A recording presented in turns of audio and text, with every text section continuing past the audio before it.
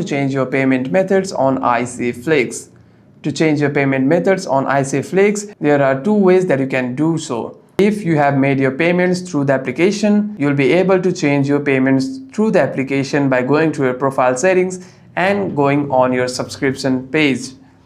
There you'll be able to see an option to change your payments.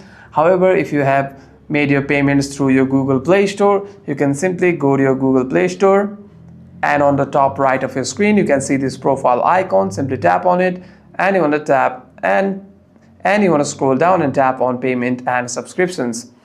Tap on payment methods, and here you'll be able to see all your payments on Google Play Store. You'll see an option called add credit card or debit card, and if you already have an account if you already have a card added over here, you'll be able to change that payment method or even remove it from here.